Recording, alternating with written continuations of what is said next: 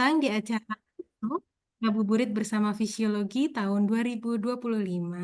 Senang sekali rasanya bisa berjumpa kembali nih dengan Bapak, Ibu, rekan-rekan semua dalam acara Ngaso episode ketiga di tahun ini. Oh iya, kemarin ada yang memberikan saran kepada saya, audiensnya dipanggilnya Sobat aja dok, biar lebih akrab. Oke lah, kalau begitu kali ini saya akan menyapa dengan julukan Sobat Fisiologi kali ya.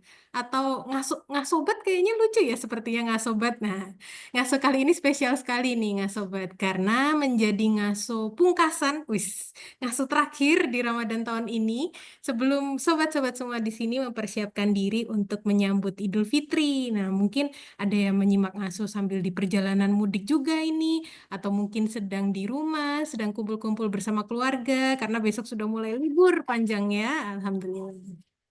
Yang baru bergabung di NGASO bersama Departemen Fisiologi, izinkan saya memperkenalkan diri.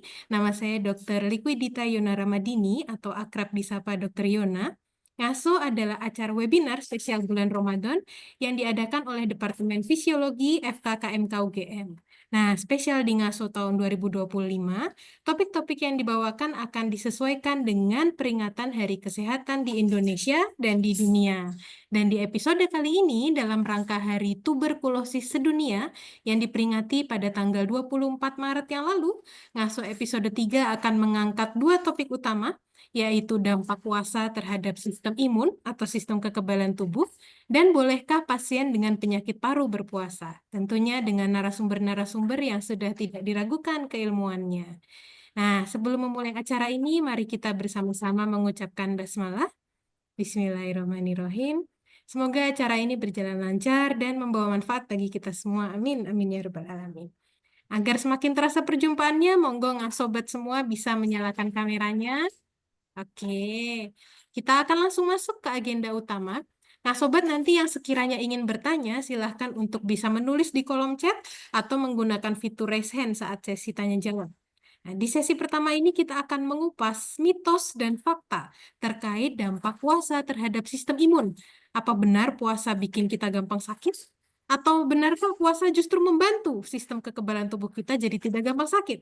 Akan kita kupas bersama narasumber pertama kita, Dr. Widya Wasityastuti, Master of Science, Master of Medical Education, PhD, Spesialis Kedokteran Keluarga Layanan Primer. Selamat sore, Dr. Widya. Selamat sore, Dokter Yona. Apa Sore, kabar? Dok. Alhamdulillah baik. Dr. Widya sehat? Oh, tentu Alhamdulillah. Di Ya, tengah saya. hujan deras ini Iya, sebenarnya. Dok. Hujan deras banget ini. Ini di rumah saya juga. Dokter Widya ini adalah seorang dosen di bidang fisiologi, sobat-sobat semua, yang punya keahlian utama di bidang imunologi nih. Jadi pas sekali untuk menjadi narasumber topik pertama kita sore ini. Monggo dokter, kami sudah tidak sabar untuk menyimak sharing dari Dokter Widya terkait puasa dan sistem imun. Kami persilahkan, dokter. Baik, terima kasih Dokter Yona untuk waktu dan kesempatan yang diberikan. Assalamualaikum warahmatullahi wabarakatuh. Waalaikumsalam. Salam sehat dan salam selamat untuk kita semua. Puji syukur kita panjatkan karena pada hari puasa yang ke-28 ini insya Allah ya, Bapak Ibu Sobat Ngaso semua, masih kita berkesempatan untuk bertemu. Pertama kali saya ingin mengucapkan terima kasih kepada Kepala Departemen Fisiologi atas kesempatan yang diberikan kepada kami untuk berkontribusi dalam kegiatan Ngaso 3 kali ini. Saya mohon izin share screen Bapak Ibu semua. Sebagaimana tadi yang disampaikan oleh moderator Dr. Yona, bahwa kami akan mencoba mengangkat topik mengenai mitos dan fakta terkait dampak puasa Ramadan terhadap sistem imun kita.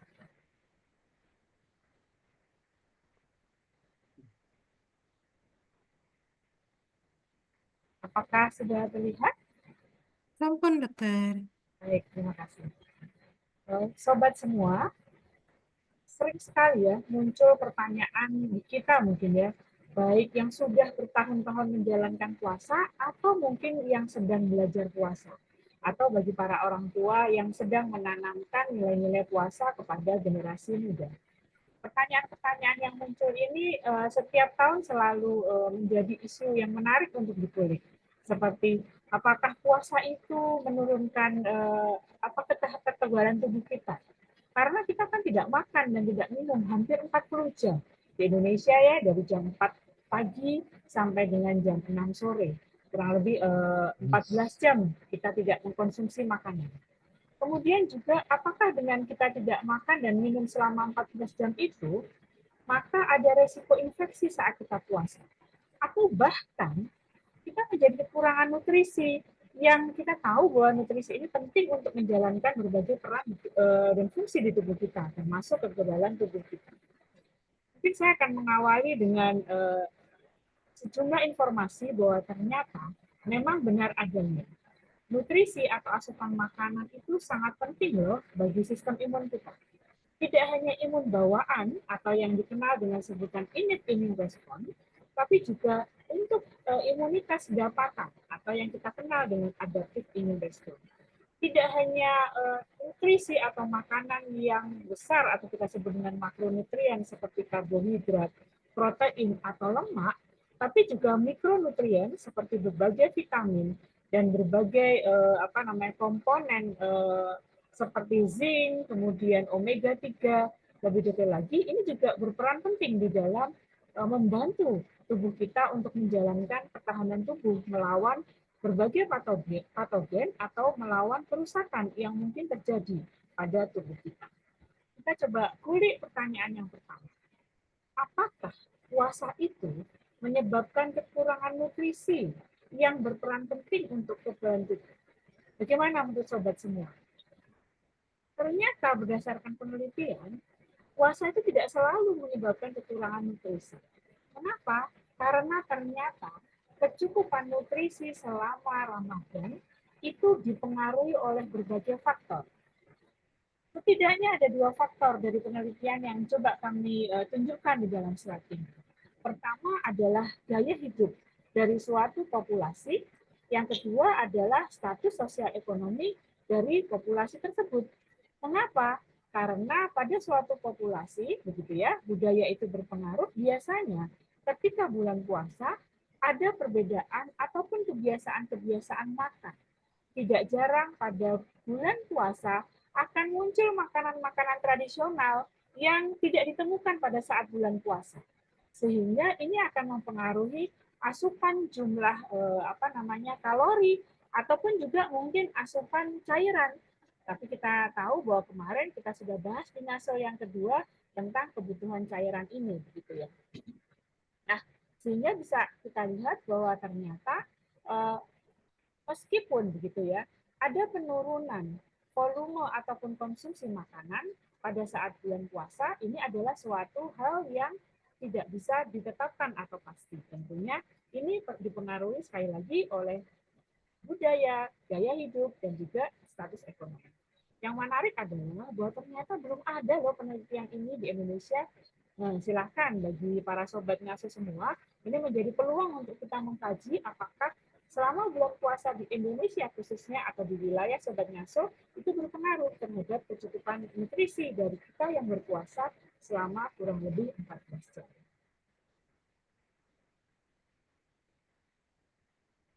Nah, bagaimana puasa pengaruhnya? Karena tadi kita sudah membahas bahwa jenis-jenis nutrisi itu berpengaruh terhadap pertahanan tubuh kita. Nah, ternyata benar puasa itu tidak selalu mempengaruhi asupan nutrisi. Tapi ternyata puasa itu dalam suatu kajian yang dilakukan pada individu yang sehat, nah jadi ini dilakukannya pada individu yang sehat ya, yang menjalani puasa Ramadan, itu ternyata memang benar ada sejumlah penurunan terhadap faktor-faktor ataupun sel-sel yang mempengaruhi pertahanan tubuh kita. Ada sejumlah produk-produk dari sistem imun kita yang berkurang menjadi lebih rendah. Begitu ya. Jumlah sel-sel kekebalan tubuh juga cenderung menurun. Tetapi, nah ini yang penting, tetapi penurunannya tidak di bawah rentang normal. Karena pada dasarnya sel-sel imun itu tidak pada satu angka yang fix, tapi pada suatu rentang kecukupan tertentu. Dan meskipun turun, ada efek pada puasa Ramadan, tetapi pada populasi yang sehat ini, dia masih dalam rentang yang normal. Nah, suatu penelitian lain dilakukan oleh Faris dan kawan-kawannya, mereka juga menyampaikan bahwa ternyata puasa ini memang ada dampaknya begitu ya terhadap sejumlah penanda inflamasi. yang nanti mungkin akan secara lebih detail akan dibahas oleh narasumber yang kedua pada kondisi sakit paru tentunya. Nah, tapi pada kondisi yang saya sampaikan ini, penelitian ini dilakukan pada individu yang sehat. Jadi pada puasa Ramadan itu dampaknya relatif kecil terhadap penanda inflamasi ataupun stres oksidatif atau kegalauan di dalam sel tubuh kita, gitu ya. Nah, ada sejumlah penurunan-penurunan pada indikator-indikator tertentu seperti pada kadar tumor nekrosis faktor alfa atau pada interleukin 6 kita atau mungkin pada interleukin 1 dan juga C reaktif protein. Namun sekali lagi penurunan ini tadi tidak sampai di bawah ambang normal. Nah, lalu bagaimana penurunan ini efeknya terhadap tubuh kita gitu ya. Nah, yang menarik ini sobat semua.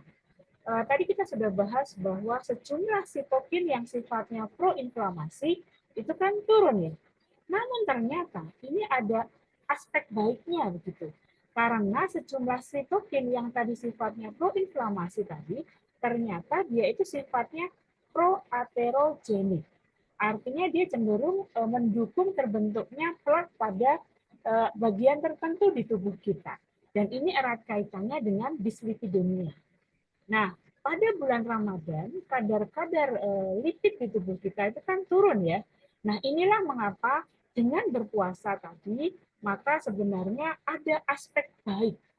Hal-hal baik meskipun ada penurunan sitokin proinflamasi tadi, yang ternyata sitokin tadi khususnya interleukin 6 dan TNF-alfa itu sifatnya proaterogenik, maka pembentukan proses aterogeniknya juga akan berkurang.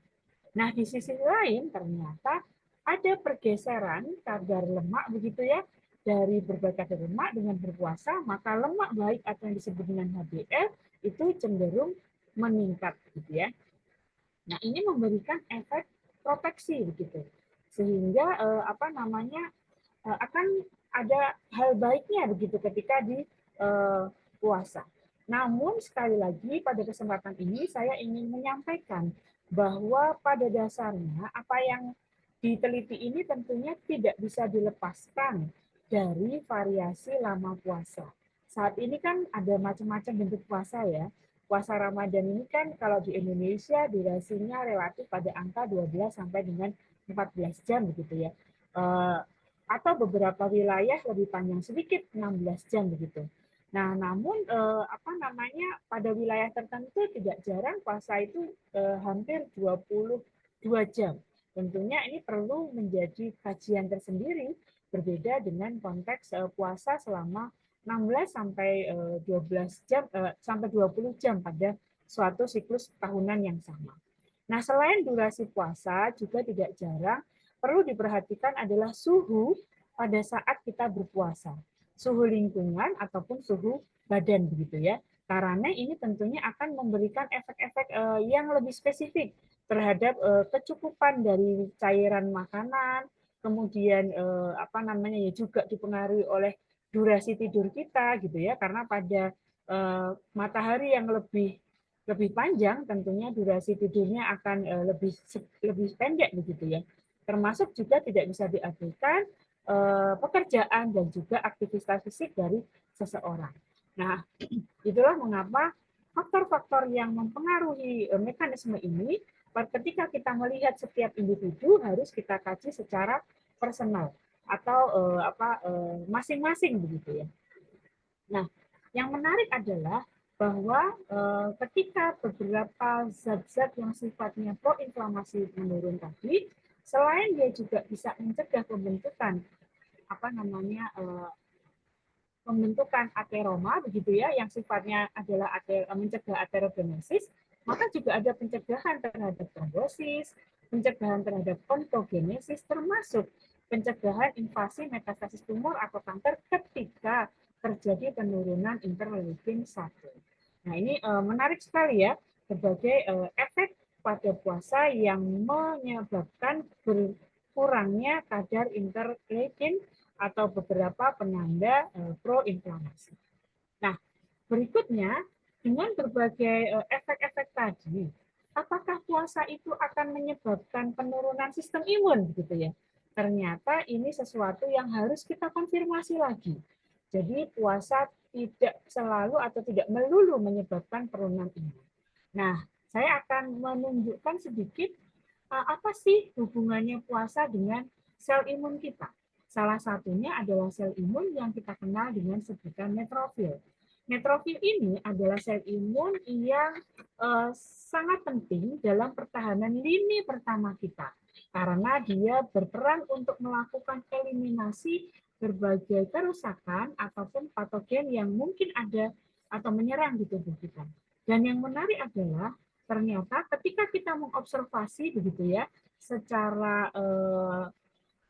spesifik pada level seluler begitu, ternyata berpuasa itu tidak mempengaruhi kemampuan dari neutrofil untuk melakukan tadi perannya dalam melakukan burst respiratory, yang artinya fungsinya masih bisa berjalan dengan baik meskipun pada saat sedang berpuasa. Sehingga kapasitas neutrofil ini untuk menjalankan perannya mengeliminasi berbagai sel yang rusak dan patogen yang ada di mungkin yang invasi ini tetap bisa berjalan dengan seperti biasanya. Nah, pada saat kita berpuasa, kita kan tidak mengkonsumsi apapun ya. Lalu bagaimana dengan saluran cerna yang ada di tubuh kita? Dan saluran cerna ini erat kaitannya dengan sistem imun pertahanan yang sifatnya mukosa. Nah, yang menarik dari penelitian dari Sulaiman, Nifar, dan kawan-kawan ini, diketahui bahwa pada individu yang sehat, gitu ya, ternyata produksi dari sistem imun mukosa yang utamanya di saluran cerna kita itu tidak berbeda antara sebelum dan pada saat akhir puasa. Nah, jadi ini menunjukkan bahwa dampak terhadap imunitas mukosa saat puasa itu relatif terbatas. Nah, ini menarik. Jadi karena sudah diukur kemampuan dari saluran cerna kita untuk menghasilkan zat-zat yang memberikan perlindungan atau pertahanan. Kira-kira begitu. Begitu juga dengan suatu substansi yang kita sebut dengan interferon gamma. Di mana interferon gamma ini, gitu ya, pada penelitian yang dilakukan pada saat puasa ternyata meningkat, gitu ya, meningkat kemampuannya untuk mengaktifkan makrofag. Yang mana tadi makrofag itu perannya apa sih? Dia bisa meningkatkan pemrosesan dan presentasi antigen, termasuk juga mengaktifkan sel yang tugasnya mengeliminasi sel yang sudah rusak atau sel yang terinvasi yang disebut dengan natural killer cell. Jadi ini bisa kita lihat apa efek positifnya juga begitu ya. Dan pada dasarnya penelitian tentang sistem imun pada puasa Ramadan di populasi yang sehat maupun sakit ini sudah banyak dilakukan begitu ya. Dalam suatu kajian penelitian terkait ini dilaporkan tidak ada efek-efek negatif terhadap kemampuan ataupun kapasitas sel imun kita, termasuk jumlah yang tidak berkurang secara signifikan di bawah angka normal, begitu ya. Jadi meskipun ada penurunan-penurunan, namun penurunannya masih di dalam batas yang normal, sehingga ketika terjadi kebutuhan untuk melakukan pertahanan tubuh kita, jumlah sel ataupun jumlah molekul yang ada itu masih cukup adekuat untuk melakukan perlindungan. Terakhir, kami akan mencoba mengulik tentang apakah puasa bisa menyebabkan resiko infeksi. Nah, ini berdasarkan penelitian-penelitian yang ada, kami akan meng-highlight bahwa ternyata puasa tidak meningkatkan resiko infeksi. Namun, ada beberapa catatan-catatan yang perlu menjadi perhatian. Yang pertama, ini erat kaitannya dengan NASO 2 lalu, kaitannya dengan status hidrasi kita pada saat berpuasa. Mengapa?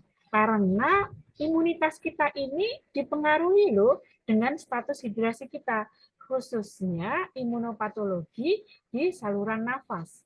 Karena pada kondisi yang hidrasi tidak baik, maka pergerakan mukosiliar yang erat kaitannya dengan kemampuan pembersihan patogen ataupun sel-sel asing begitu ya, ini bisa terganggu ketika status hidrasi kita tidak baik.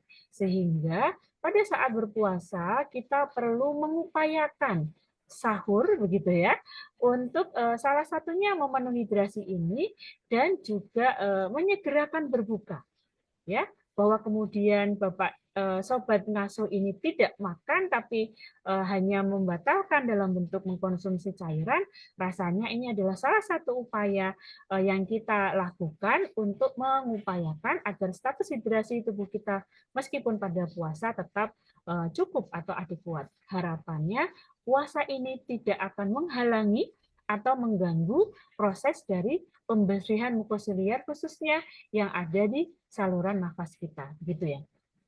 Kenapa? Ya karena kalau kita berpuasa panjang-panjang tanpa ada kontrol begitu ya, kemudian kita juga tidak menunjukkan atau mengupayakan hidrasi yang baik, maka ada sejumlah penelitian yang menunjukkan adanya penurunan kemampuan pembersihan mukosiliar. Ini salah satu penelitian yang membandingkan antara Ramadan dengan puasa jenis lain yang durasinya panjang seperti puasa di Nefek di suatu komunitas tertentu.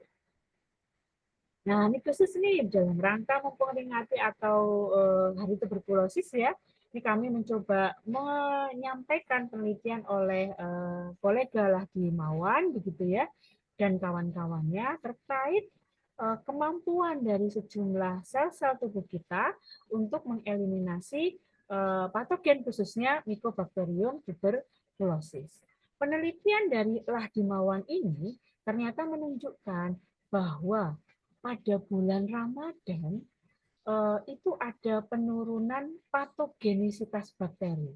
Mengapa? Karena pada individu yang berpuasa ada peningkatan kemampuan kapasitas dari makrofag yang dikaitkan dengan kadar dari interferon gamma yang mempunyai kemampuan untuk merangsang gitu ya, merangsang kapasitas antimikroba dari sel-sel tubuh kita untuk mengeliminasi bakteri dan virus.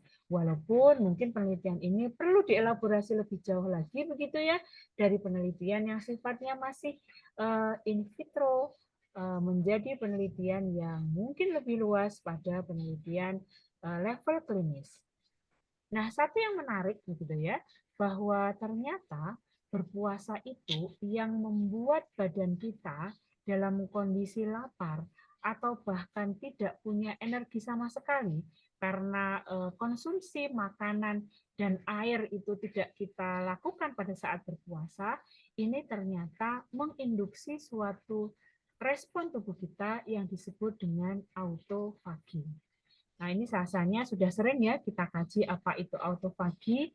Nah, mungkin sebagai pengingat, autofagi ini adalah kemampuan tubuh kita begitu ya untuk mendegradasi makromolekul yang sudah tidak terpakai begitu ya ke dalam sitosol melalui membran permease yang kemudian akan bisa digunakan kembali untuk mensintesis protein ataupun dioksidasi oleh mitokondria untuk dihasilkan ATP. Sehingga dari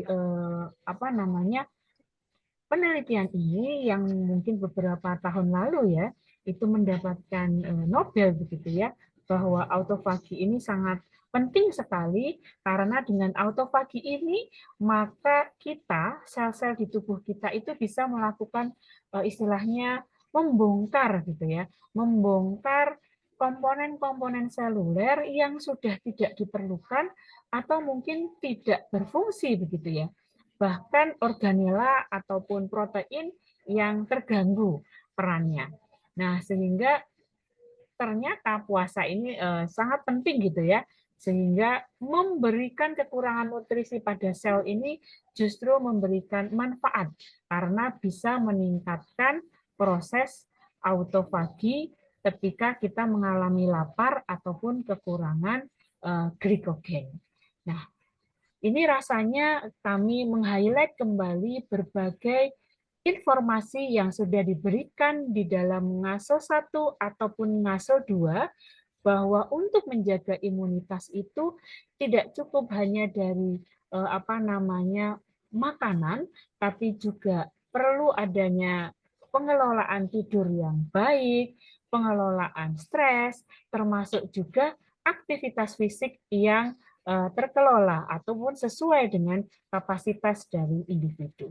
Akhirnya demikian kami sampaikan materi pada sore hari ini, semoga semakin meningkatkan keyakinan kita untuk menjalankan ibadah puasa di bulan Ramadan dengan segala letih, lelah, dan rasa laparnya. Namun kita yakin bahwa puasa ini juga memberikan kemanfaatan bagi tubuh kita melalui berbagai efek-efek yang tadi sudah kita kaji dari awal sampai dengan berbagai kombinasinya melalui komponen-komponen yang lain. Kami menyimpulkan bahwa semangat menjalankan puasa ini insya Allah tidak mengurangi atau menurunkan kemampuan imunitas pada tubuh kita. Terima kasih. Wassalamualaikum warahmatullahi wabarakatuh. Saya kembalikan kepada moderator.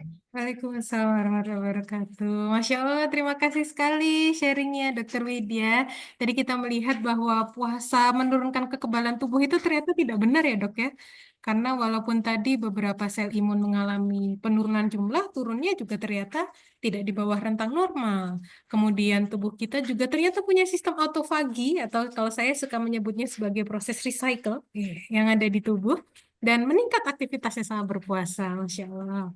Nah, kemudian kalau tadi sobat-sobat menyimak dengan seksama nih, tadi juga sudah di-highlight bahwa topik kita kali ini ternyata erat sekali kaitannya dengan topik-topik di Ngaso 1 dan Ngaso 2. Jadi yang belum sempat menyimak Ngaso episode sebelumnya, sobat-sobat bisa menonton video rekamannya di laman YouTube Departemen Fisiologi FKKMK UGM. Nah, kami persilahkan untuk para ngasobat, bila ada yang ingin didiskusikan, dipersilahkan untuk raise hand atau menuliskan pertanyaannya di kolom chat. Nah, sambil menunggu, saya sudah menyimpan beberapa pertanyaan nih, Dokter Widya. Mungkin izin saya tanyakan ya, Dok ya. Silakan Dokter Yana. Nah, kan ini dok, karena puasa ini kan ternyata bisa memodulasi aktivitas imun ya dok ya, dari yang tadi saya tangkap. Apakah kemudian ada pertimbangan-pertimbangan tertentu terkait boleh tidaknya puasa pada orang-orang yang mengonsumsi obat-obatan imunomodulator atau imunosupresor dok? Wah, pertanyaan yang menarik sekali nih dok ya. Dokter Yana menghilang. Oh, masih ada. Maaf dok, ada anak di sebelah saya. Kaget ya, karena saya tadi kok hilang ya. Baik, terima kasih Dokter Yona untuk pertanyaannya. Saya rasanya ini nanti akan sangat berkaitan dengan materi yang kedua ya Dokter Yona ya, di mana pemateri yang kedua itu akan menyampaikan pengelolaan puasa pada individu dengan permasalahan kesehatan tertentu. Nah, berbicara tentang imunomodulat, tadi imunosupresan ya dok ya? Imunosupresor atau imunomodulator, dok? Oh, oke. Kalau Penasaran saya dok dua-duanya. baik, ketika mengkaji individu yang sedang mengkonsumsi imunosupresan tentunya, maka tidak bisa hanya dikaji puasa atau tidak puasanya dengan jenis obat yang dikonsumsi Dokter Yona. Kita perlu mempertimbangkan dengan berbagai kondisi lain dari mereka yang mengkonsumsi itu. Apa sih latar belakangnya harus mengkonsumsi imunosupresan atau imunomodulator? Nah, tentunya ada kondisi-kondisi yang bisa tetap berpuasa ataupun kondisi yang mungkin bisa tidak berpuasa dengan membayar fidyah. Artinya, kalau tidak berpuasa, tidak bisa berpuasa atau tidak disarankan berpuasa oleh tenaga medis, tentunya tidak perlu berkecil hati lalu berduka begitu ya, karena tidak bisa menjalankan wajibnya, tapi kita punya mekanisme membayar fidyah tadi. Nah, sehingga menurut saya kita perlu mengkaji manfaat dan mudorotnya gitu ya. Ketika lebih banyak ataupun kapasitas tubuh kita masih bisa merespon tidak mengkonsumsi makan dan minum selama 12 sampai dengan 16 jam, maka itu bisa dilanjutkan dengan berpuasa. Namun apabila memang kondisi fisiknya tidak memungkinkan, rasanya kita juga harus legowo atau berbesar hati. Nah, sehingga mohon izin Dokter Yona, saya tidak bisa menjawab boleh atau tidak kalau mengkonsumsi apa namanya imunosupresan ataupun imunomodulator tadi ya, karena tadi tidak bisa dengan melihat hal satu itu. Namun secara umum, kalau kondisi fisik kita baik, saya rasa tidak ada permasalahan ya dokter. Nanti untuk tetap diupayakan mencoba berpuasa dengan kajian tertentu. Begitu dokter Yuna, mohon maaf kalau tidak bisa menjawab detail Nggak apa-apa, karena Dok. hal tersebut Ada terjadi. sudah ada bayangan. Yang penting ada pertimbangan medisnya pasti ya, Dok ya. Dan alhamdulillah kan Allah juga sudah memberikan rukhsah kepada mereka yang mungkin sulit untuk menjalankan puasa ya, Dok ya. Ini ada Betul dokter Yuna. pertanyaan, Dok, dari Mbak Dani Lukitasari. Dokter Widya, apakah puasa dalam jangka waktu yang lama? Wah, contohnya 18 jam puasa, 6 jam membuka jendela makan. Itu bisa memperbarui sel-sel tubuh. Wah, ini menarik sekali pertanyaannya, Dok, karena tadi sempat disampaikan bahwa saat berpuasa ada mekanisme autofagi ya, Dok ya, yang merecycle sel-sel tubuh tadi. Monggo, Dokter, silakan. Baik, terima kasih Dokter Dona. Benar sekali. Jadi pada kondisi yang berpuasa sehingga menyebabkan defisiensi tadi ya nutrisi atau kekurangan glikogen, maka kita mengaktifkan mekanisme autofagi begitu ya. Nah, ini merupakan suatu hal yang perlu kita challenge di tubuh kita. Namun biasanya puasa jangka panjang itu, Dokter Yuna, setahu saya ya, itu tidak kemudian tadi ya kaitannya dengan status hidrasi, maka biasanya eh, tidak mengkonsumsi makanan, namun tetap dengan mengkonsumsi cairan. Nah, ini sesuatu yang menjadi pertimbangan tersendiri begitu ya. Ketika kita memutuskan puasa yang panjang, bahkan kami pernah membaca itu ada yang melakukan puasa sampai hampir 30 jam. Tapi kan itu puasanya puasa makanan ya, tidak puasa seperti kita yang Ramadan itu ya, tidak mengkonsumsi makanan maupun mengkonsumsi air. Ini yang menjadi pertimbangan terutama dalam konteks kita itu yang lebih sensitif di tubuh kita mengalami defisiensi kan terutama defisiensi cairan ya. Sehingga ini yang perlu menjadi pertimbangan ketika memutuskan puasa dalam jangka waktu yang lama.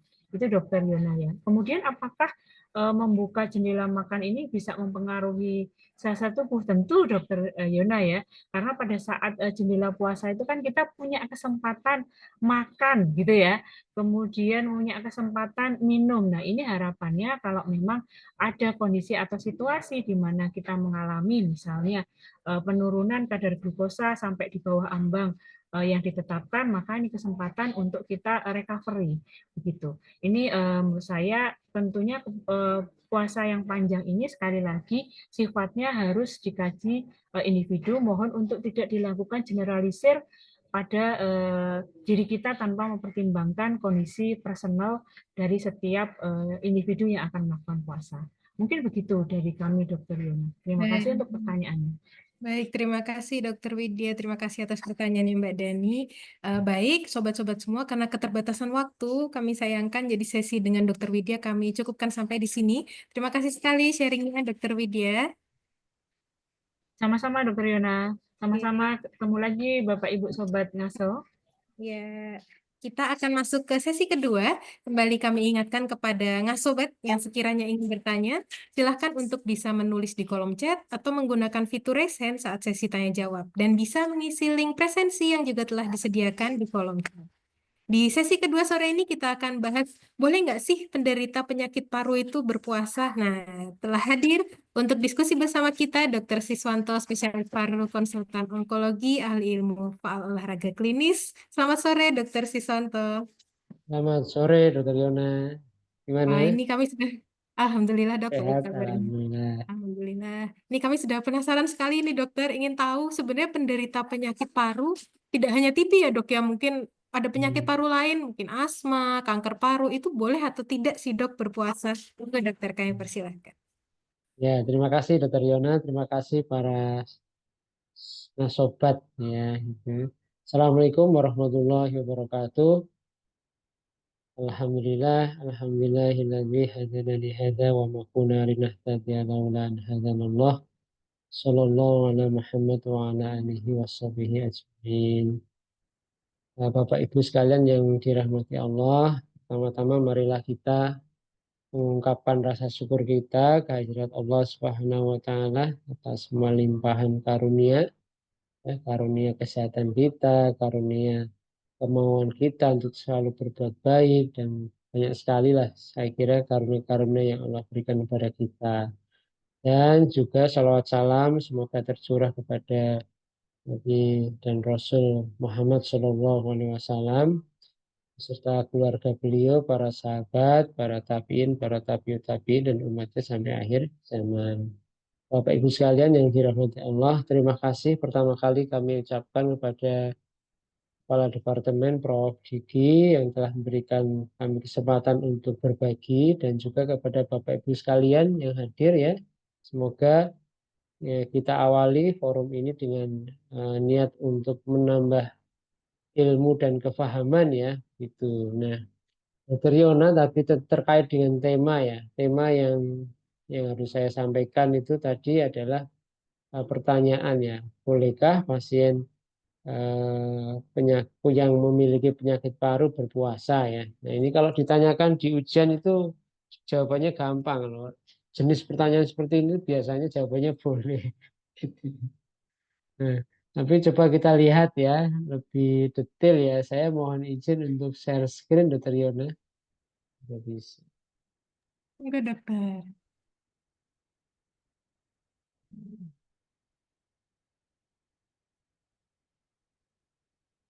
Ya, ya. Jadi kita selama bulan Ramadan ini ya menjalani puasa ya.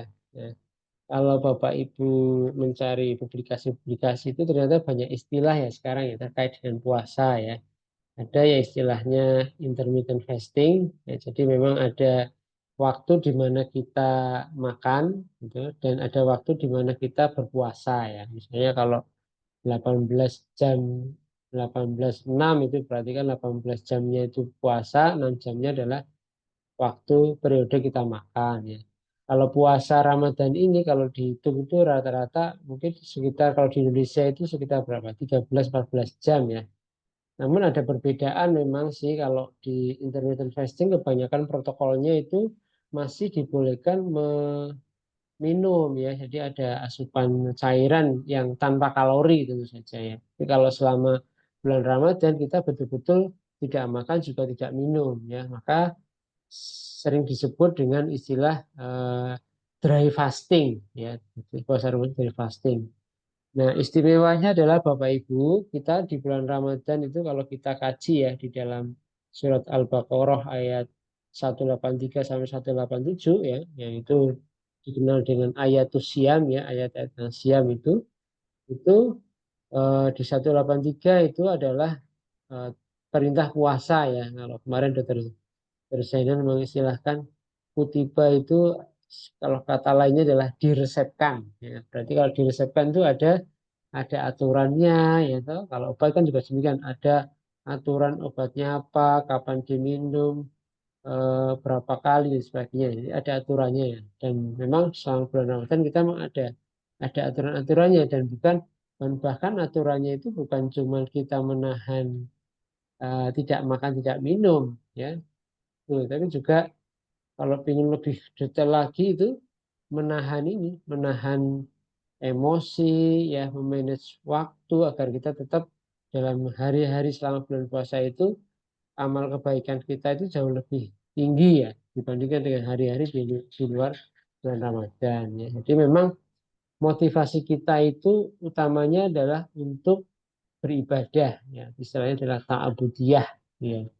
Kalaulah kemudian ada efek positif puasa itu untuk kesehatan, yaitu adalah hikmah sunatullah yang kemudian memang Allah karuniakan kepada kita. Tetapi kita tidak boleh hanya mengandalkan puasa untuk bisa mencapai sehat. Jangan.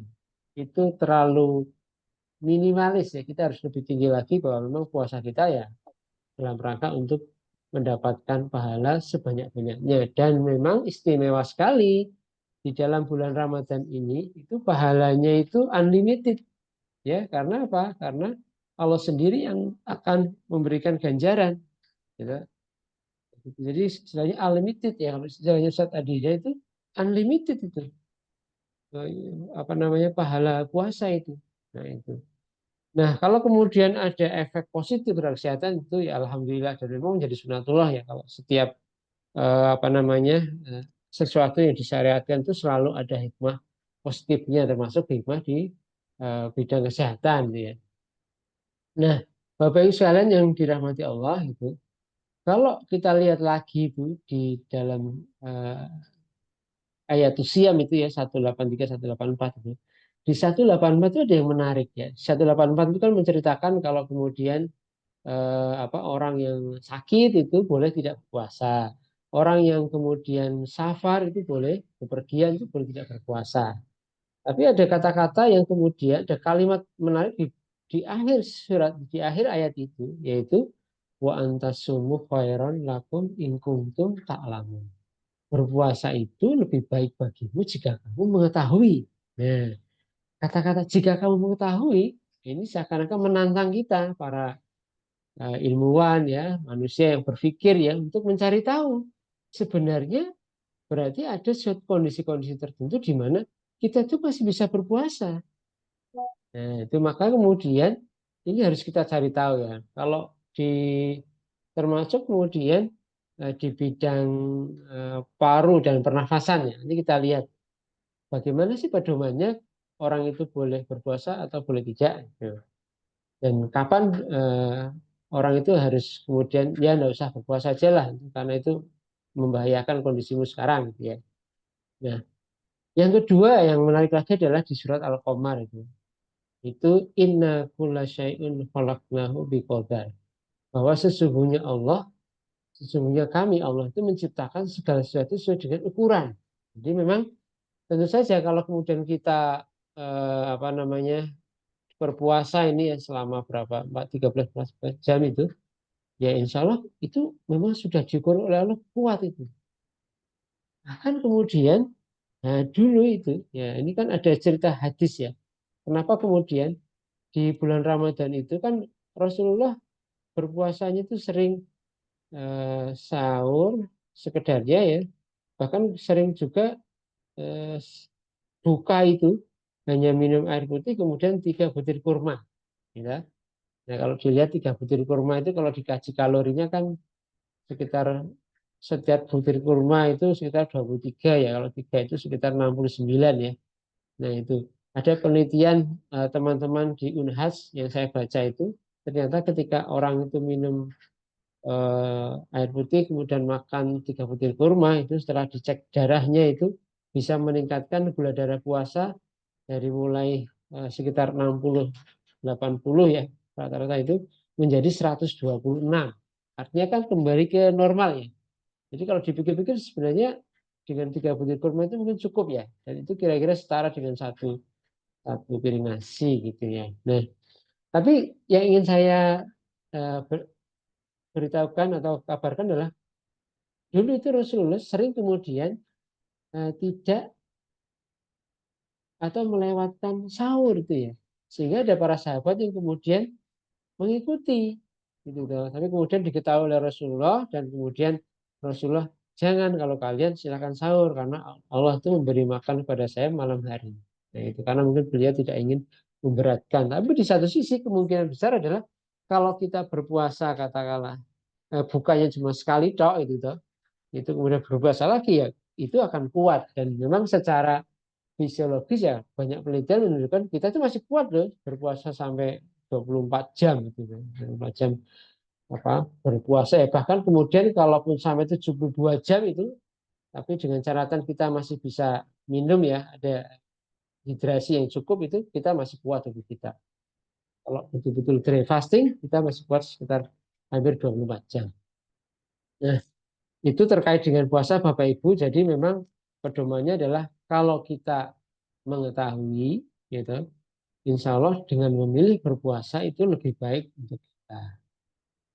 Nah, penekannya itu satu adalah puasa itu adalah ibadah, ya. Terus yang kedua adalah pasien yang memiliki penyakit kronis itu aman tidak berpuasa. Nah ini sih kalau paru itu kan ada 5 penyakit yang paling sering ya Bapak Ibu ya. Ada asma, ya, PPOK, tuberkulosis, ya, kemudian pneumonia, ya, kemudian kanker paru itu paling sering, lima besar lah begitu ya. Nah, kalau orang yang menderita penyakit itu bagaimana? Nah, pedomannya adalah kalau kondisinya itu akut, ya, itu memang disarankan tidak berpuasa. Tapi kalau kondisinya itu kronik, dan itu kroniknya adalah kronik yang stabil, itu bukan kondisi akut on kronik, ya, itu diperbolehkan berpuasa. Karena apa? Kalau orang dengan penyakit kronik ya, misalnya apa, PPOK yang stabil ya PPOK yang dia sudah terkontrol dengan obat, ya, kemudian dia tidak sesaknya sudah berkurang, itu dia bisa berpuasa. Tapi kalau PPOK-nya itu ternyata dia mengalami eksaserbasi, ya, eksaserbasi itu kan sebabnya banyak, bisa karena infeksi atau penyebab non infeksi, ya, dan dia memang apa, terengah-engah sampai mengi gitu ya, dan dia butuh butuh perawatan, ya, baik perawatan rawat jalan maupun rawat inap, itu memang disarankannya tidak berpuasa, diberikan dulu obat-obatannya, karena obat-obatan untuk mengatasinya itu lebih banyak yang durasinya itu lebih dari 12 jam, ya. Jadi harus minum obat sehari 2 kali atau sehari 3 kali, bahkan ada yang sehari 6 kali begitu. Asma juga demikian. Kalau asmanya itu sudah dalam kondisi yang terkontrol, ya, dia tidak dalam kondisi serangan, ya, itu diperbolehkan. Nah, yang ketiga adalah tuberkulosis. Nah, tuberkulosis ini effortnya adalah ketika mengkonsumsi obat, ya. Jadi kalau tuberkulosis itu sudah mendapatkan obat yang bentuknya atau sediaannya itu adalah fixed dose combination, ya, yang itu diminumnya 24 jam sekali, ya, itu nggak masalah sebenarnya. Tapi kalau yang perikilan-perikilan itu toh, yang ini minumnya malam hari, ini pagi hari sebelum makan, ada juga yang siang hari, ya, itu jadi masalah. Jadi sekarang memang kebanyakan regimen obat TB ya udah disetting, diberikan secara fixed dose combination, ya, jadi tidak terlalu masalah sebenarnya. Kemudian kanker paru. Nah, kanker paru itu lihat-lihat kondisinya. Kalau kemudian kanker paru sudah dalam terapi target misalnya, atau dia sudah mulai stabil, ya boleh berpuasa. Tapi itu dikembalikan lagi juga ke kondisi yang bersangkutan, bagaimana performanya, ya. Kita kalau pasien kanker itu ada penilaian PS, ya, performance state-nya itu kira-kira berapa, itu kan ada parameter kalau menurut ada 1 sampai 5. Kalau dia 0 sampai 5, kalau dia 0 atau 1 nggak masalah. Tapi kalau dia udah bed rest total, itu ya tidak memungkinkan untuk berpuasa. Jadi lihat-lihat performa statusnya seperti apa, ya. Tapi kalau dia sudah bagus, ya, sudah ternyata dia mendapatkan terapi target yang diminum per oral hanya sehari sekali, dan dia aktivitas hariannya juga sudah bisa, ya, itu berpuasa justru malah bagus pada pasien demikian. Karena apa? Ada penelitian-penelitian yang menyebutkan bahwa, dan sudah disinggung oleh Dr. Widya tadi, ya. Jadi kalau orang yang berpuasa itu, maka sel kanker itu kan sebenarnya dia mengambil energi untuk metabolisme itu dari glukosa, ya. Sedangkan sel kita itu bisa dari glukosa maupun bisa dari sumber protein maupun lemak. Ya. Jadi kalau orang puasa ibaratnya sel kankernya itu lebih sengsoro lah daripada sel normal tubuh. Sel normal tubuh kita itu punya daya adaptasi yang lebih fleksibel, sehingga dia tidak kemudian stres. Tapi sel kanker justru stres. Nah, itu penelitian menyebutkan bahkan orang yang berpuasa itu, puasa itu bisa meningkatkan efek positif dari pemberian terapi target maupun efek positif dari pemberian kemoterapi. Sensitizing apa ya, bisa, ya. Kemudian orang yang eh, mengalami infeksi paru, pneumonia. Nah ini kalau dia pneumonia, kondisinya kan akut ya. Kalau kondisi akut, ya itu salah satunya adalah pertimbangannya clearance ya mukusnya itu selama puasa kan menurun ya. Walaupun pada orang sehat itu sebenarnya tidak terlalu bermakna. Ya, itu menurun itu sehingga kemudian apalagi kalau orang sedang mengalami infeksi saluran nafas, yang mengalami infeksi saluran nafas atas maupun bawah, ya itu clearance-nya kan harapannya bagus ya. Ya itu obat saja nggak cukup, maka hidrasi yang cukup itu diperlukan sehingga orang demikian ya lebih baik tidak berpuasa. Nah itu beberapa pedomannya itu. Kemudian, nah ini tadi sudah disebut juga sama Dr. Widya terkait dengan kalau orang kita berpuasa kan otomatis pola makan kita terganggu.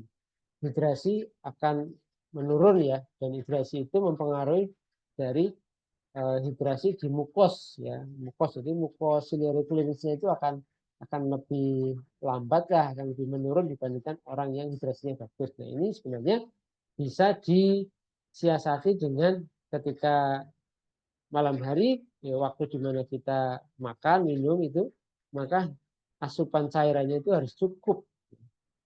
Asupan makannya mungkin tidak terlalu banyak tapi asupan cairannya harus mencukupi gitu nih.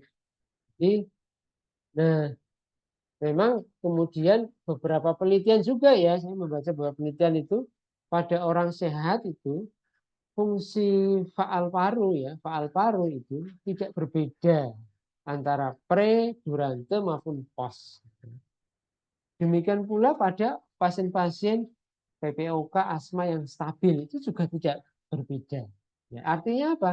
Puasa itu aman untuk dilakukan, gitu ya. Kemudian Bapak Ibu sekalian, ini ya, tadi ini ya, mungkin sudah saya jawab ya. Asma misalnya itu, asma selain tadi kalau dia stabil ya nggak masalah. Kemudian yang kedua, kalau pasien asma gimana dok? Dia kan otomatis mengkonsumsi obat-obatan yang rutin ya. Nah, kalau pasien asma itu kan ada obat yang sifatnya controller, ada yang obat sifatnya reliever ya. Per kontrol itu pengontrol, reliever itu pereda ya. Kalau kontrol itu sifatnya dirutinkan, walaupun tidak mengalami sesak keluar sesak nafas yang bertambah, itu dirutinkan. Dan obat kontrol itu memang kebanyakan adalah pemberiannya adalah per 12 jam. Bahkan ada yang per 24 jam. Sehingga orang berpuasa pun aman. Walaupun sebenarnya fatwa MUI maupun yang Saudi itu Syekh bin Baz itu menggunakan obat inhalasi, ya, bifas inhalasi, itu tidak membatalkan puasa. Gitu ya, puasa. Gitu. Jadi tidak masalah sebenarnya. Kecuali kalau pada kondisi exacerbasi, basi itu berbeda lagi ya, itu harus resikonya lebih besar ya. Kalau kemudian berpuasa ya, apa, nah, pada PPOK, PPOK ini memang resikonya secara nalar itu lebih tinggi ya. Karena apa? Karena hidrasi di saluran nafasnya lebih rendah sehingga pengeluaran mukusnya itu mukosiliniusnya akan menurun. Kalau mukosilinius menurun, memungkinkan kuman yang terinhalasi ya itu tidak bisa keluar dengan cepat itu sehingga memungkinkan dia bisa tumbuh berkembang di saluran nafas ataupun bahkan sampai ke alveolus. Nah, kalau tuberkulosis sama lagi ya, kepatuhannya gimana? Kalau tuberkulosis yang sudah dapat obat fixed dose combination itu ya tidak masalah sebenarnya. Kalau paru tadi sudah saya jelaskan. Nah, dari aspek etika dan agama Bapak Ibu itu memang ada ruksoh, ada keringanan bagi orang sakit. Tapi lihat berat ringannya tadi ya. Kalau kemudian orang sakitnya itu dalam kondisi yang kronik dan dia memang statusnya apa performa itu bagus ya, kondisinya stabil, ya dipersilahkan untuk berpuasa. Ya, karena kualitas umum heran itu tak lama itu ya, berpuasa itu lebih bagus bagi kita yang bisa menjalankannya. Pun demikian orang-orang yang sedang sakit ya. Dan Bapak Ibu sekalian ada prinsip yang ini dipegang ya oleh kami yang di dunia kedokteran ya, prinsip non maleficent ya. Jadi Prinsip pertama adalah tidak membahayakan. Jadi, kalau kita melihat orang yang sakit paru, pertama nilainya apa? Gimana nih? Kira-kira membahayakan atau tidak? Kalau nggak membahayakan, udah jalan aja. Ya. Sehingga Bapak Ibu sekalian, sekali lagi, untuk menentukan orang yang punya sakit paru itu boleh tidaknya berpuasa, harus dilihat secara individual, didekati kasus by kasus, ya, tidak bisa digebiah uyah. Gitu. Namun secara secara prinsip itu kalau dia dalam kondisi yang stabil itu performa statusnya itu bagus dan sanggup ya menjalaninya itu ya itu lebih bagus untuk menjalankan puasa daripada tidak menjalankan puasa. Jadi Bapak Ibu sekalian, sebenarnya adalah tidak semua pasien paru dilarang untuk berpuasa. Dilihat kasus demi kasus. Ya, penilaian medis ya itu dan preferensi pasien itu ya niat kuat dari pasien itu dipertimbangkan. Ya, saya cenderung dokter yang memberikan semangat kepada pasien untuk menjalankan puasa. Coba di puasa dulu Bu, nanti dilihat gimana dirasakan. Kalau kuat lanjut saja. Kalau nggak kuat sama sekali ya udah batal saja kan dapat rukhsah gitu ya. Saya biasanya memberikan juga seperti itu. Nah, itu Bapak Ibu sekalian eh, yang menjadi catatan penting untuk menjadi pegangan kita ya sehingga edukasi kita kepada pasien ya untuk tadi ya untuk minum cairan cukup di malam hari itu juga penting ya dan juga edukasi kepada pasien tentang ada nggak tanda-tanda bahaya yang harus diperhatikan ketika orang itu berpuasa misalnya kok dia berpuasa kemudian kok kambuhannya lebih sering ya oke kemudian disarankan tidak berpuasa ya. Apalagi kalau ada penyakit katakanlah punya penyakit paru tapi kemudian penyakit diare ya lihat jangan-jangan diarenya udah sampai dehidrasi ya sarankan untuk berbuka. Jadi memang keputusannya adalah dipertimbangkan secara individual Bapak Ibu sekalian ya. Mungkin itu Bapak Ibu sekalian sebagai pemantik diskusi monggo kalau ada hal-hal lain yang bisa kita diskusikan kalau bisa saya jawab akan saya jawab dengan senang hati. Terima kasih. Assalamualaikum warahmatullahi wabarakatuh. Waalaikumsalam warahmatullahi wabarakatuh. Masya Allah, terima kasih sekali sharingnya Dr. Siswanto. Ini kami jadi tercerahkan tidak hanya terkait boleh tidaknya penderita penyakit paru berpuasa, tetapi juga keringanan yang Allah berikan ya dok ya sebagai salah satu bentuk kasih sayang Allah kepada makhluknya juga yang tidak akan membebani di luar kemampuannya dan bahwa boleh tidak berpuasa bila memang beresiko membahayakan kesehatan, terutama bila penyakitnya masih dalam kondisi akut atau belum terkontrol dengan pengobatan. Ini sudah ada satu pertanyaan yang masuk, Dokter Sis, dari Hmm. Jessica. Selamat sore, dokter. Izin bertanya, apakah ada perubahan fisiologis dari volume atau kapasitas paru selama bulan puasa? Wah, monggo, dokter. Ya, oke terima kasih Dokter Jessica ya. Nah, ini sudah ada penelitiannya itu publikasi tahun 2020 ya sama tahun 2023 atau 2024 ya yang membandingkan antara eh, hasil spirometri ya. Spirometri pada individu yang sehat itu dari berbagai macam parameter di spirometri itu gitu, ada volume statis, ada volume dinamis ya. Volume statis kan ada kapasitas vital, kapasitas inspirasi, ya. Kalau volume dinamis itu FEV1, kapasitas volume ekspresi paksa detik pertama juga rasio antara FEV1 per FVC ya rasio antara volume ekspresi paksa detik pertama dengan kapasitas vital paksa itu ternyata dari berbagai parameter-parameter tadi itu tidak ada perubahan tidak ada perbedaan yang signifikan lah antara sebelum puasa, selama puasa maupun setelah puasa. Jadi pada individu sehat pun itu aman. Ya. Pada individu yang sakit, ya, yang ini penelitiannya itu pada pasien PPOK, ya itu kan penyakit paru obstruktif kronik ya itu yang paling banyak kan penyakit itu ya dibandingkan asma itu lebih banyak PPOK sebenarnya. Yang perlu perhatian lebih itu ternyata juga sama. Itu tidak berbeda bermakna antara sebelum puasa, selama puasa maupun setelah puasa. Jadi insya Allah puasa itu aman dilakukan dan hasilnya ya baik ya, jadi nggak ada masalah.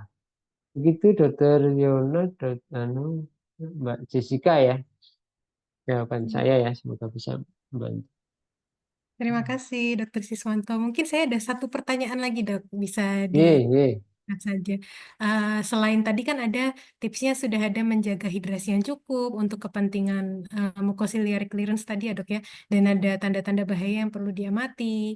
Apakah ada tips-tips lain yang bisa diterapkan oleh penderita penyakit paru untuk menjaga kesehatan tubuh mereka bila mereka memutuskan dan memang secara medis layak untuk berpuasa? Mungkin ada makanan-makanan tertentu yang perlu dihindari dan lain sebagainya, dok. Ya, sebenarnya saya ingin share screen ini. Walaupun ini sudah puasa sudah mau selesai ya.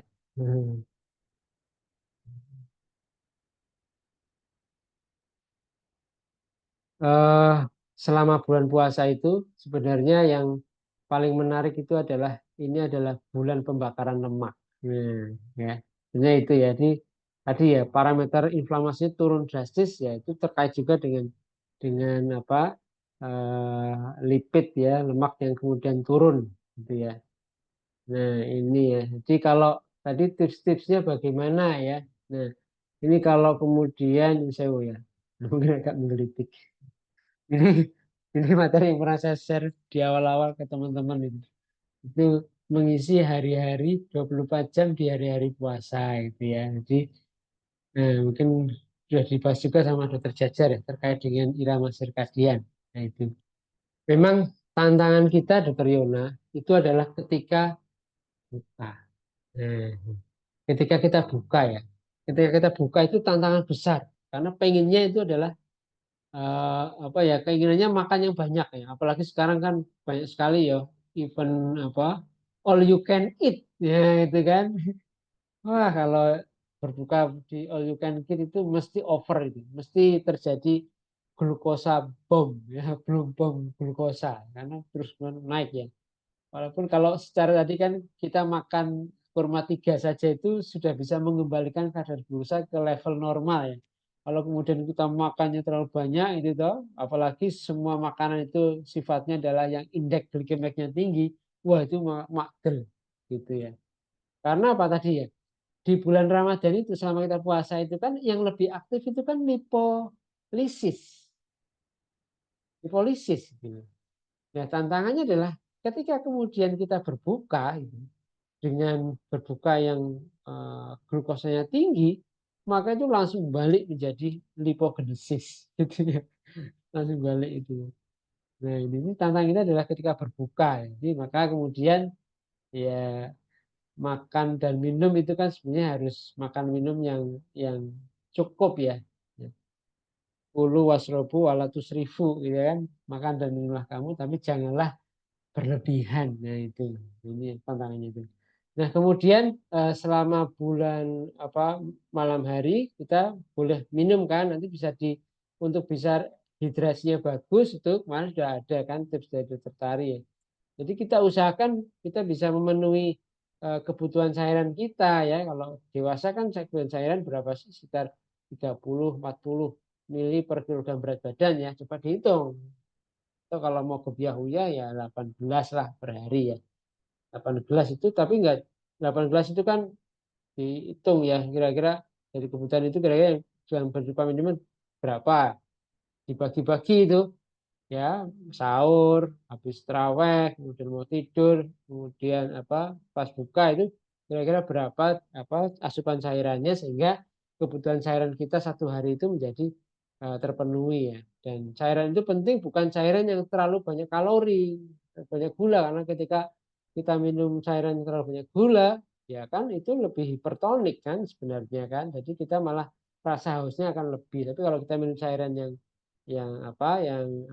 hipotonik atau bahkan cairan yang ini ya lebih fisiologis ya isotonik lebih bagus lagi. Nah itu kemudian nah selama kemudian malam hari itu apa yang kita isi aktivitas kemudian kita aktivitas malam hari kan otomatis di bulan puasa itu lebih lebih banyak ya dibandingkan di luar puasa ya karena kita punya apa target untuk membaca tadarus Quran yang lebih banyak ya daripada di luar Ramadan itu ya. Dan kalau kita dulu dapat saya pernah baca buku di mana di dalam buku itu Dr. Zen menjelaskan ya ternyata kalau kita membaca Quran itu salah satu cara kita untuk untuk menstimulasi smart vagus. Ya, kalau smart vagusnya terstimulasi, itu ada efek lainnya adalah menurunkan inflamasi tubuh. Growth hormonnya juga menurun. Efeknya positif-positif itu loh, menenangkan dan sebagainya. Itu positif sekali. Nah, itu juga bisa kita lakukan ya secara lebih porsinya akan lebih banyak dibandingkan yang di luar Ramadan. Itu kemudian ketika kita sahur itu Bapak Ibu, nah harapannya sahur itu kita bisa lakukan dengan mengkonsumsi makanan yang seimbang. Bahkan kemudian cairan ataupun seratnya harusnya lebih banyak. Karena dengan begitu maka pengosongan lambung itu menjadi lebih lambat. Plus, nah ini setelah kita sholat subuh itu harapannya kita itu tidak tidur. Kalau kita tidur, tubuh kita itu istirahat. Tetapi yang aktif siapa? Yang aktif ada pencernaan kita. Peristaltiknya jadi lebih aktif. Kalau peristaltiknya aktif, maka makanan di dalam lambung itu lebih lebih cepat akan habis. Kalau lebih cepat habis, otomatis kita akan lebih cepat lapar.